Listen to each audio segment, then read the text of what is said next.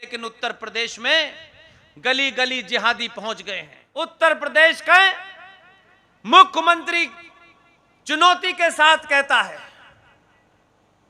विदेश में लोग पूछ रहे हैं, दुनिया भर में चर्चा हो रही है कि ये उत्तर प्रदेश का मुख्यमंत्री कितनी भाषाएं जानता है। उनका साहब ये तो पढ़ा लिखा नहीं है। तो बोले फिर ये क्यों कहता है कि जिस भाषा में सुनना चाहते हो उसी में जवाब दे दूंगा।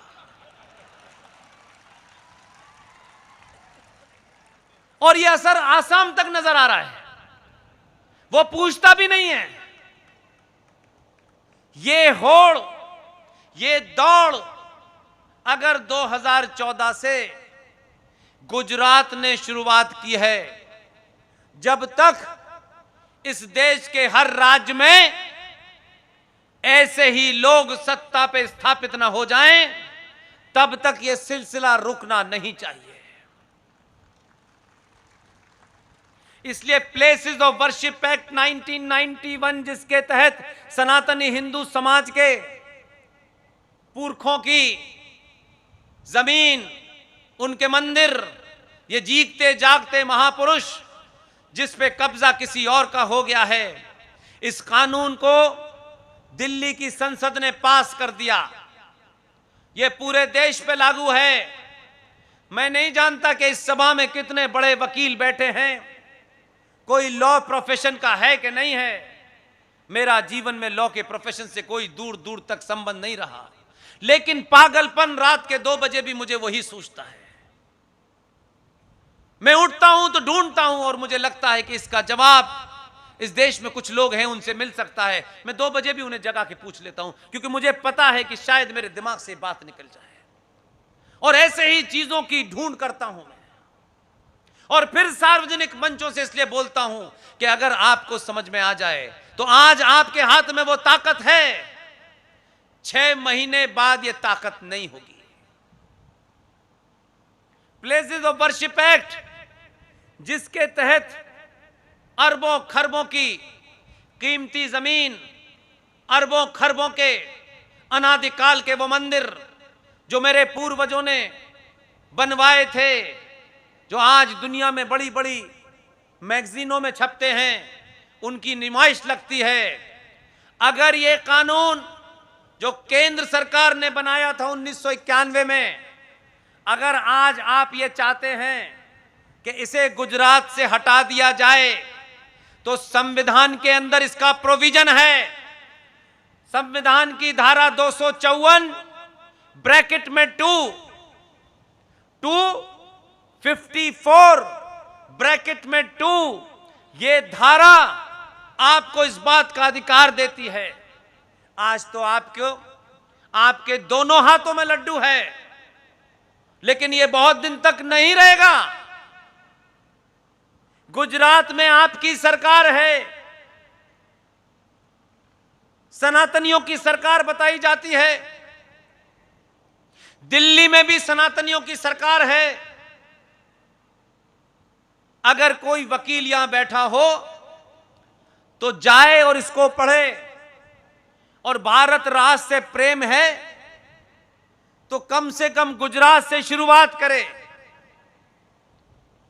संविधान की धारा 254 ब्रैकेट में 2 आपको और हर राज्य को यह अधिकार देती है कि अगर उस कानून से गुजरात को मुक्त करना चाहते हैं, तो आज आपकी विधानसभा में आपका बहुमत है। ये जितने भी नेता हैं जो वोट मांगने धीरे धीरे आएंगे आपके पास,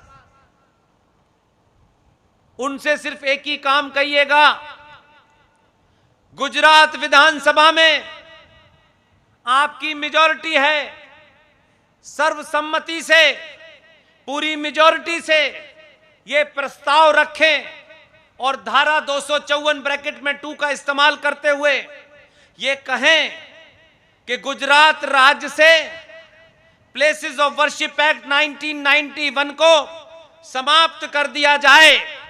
इस धारा के तहत आप वो प्रस्ताव ला सकते हैं, और वो प्रस्ताव गुजरात की विधानसभा में जैसे ही पारित होगा, और पारित किया हुआ वो प्रस्ताव आप दिल्ली भेज सकते हैं।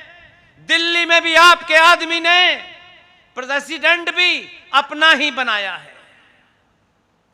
जैसे ही राष्ट्रपति के उस प्रस्ताव पे साइन होंगे, गुजरात में 5000 ऐसे मंदिर हैं जो प्लेसेस ऑफ वर्शिप एक्ट के तहत आते हैं। उसके साइन होते ही ये कानून गुजरात से हट जाएगा और वो 5000 मंदिर जो हजारों हजारों साल की संस्कृति का प्रतिनिधित्व करते हैं, हमारे पूर्वजों के हैं, हमारे आस्थाओं के केंद्र हैं, वापस आपको मिल जाएंगे।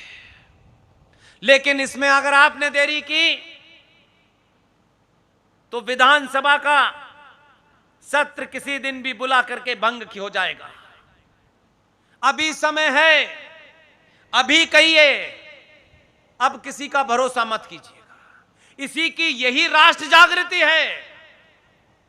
हमें जीएसटी में छूट मिल जाए इसकी चिंता मत कीजिएगा।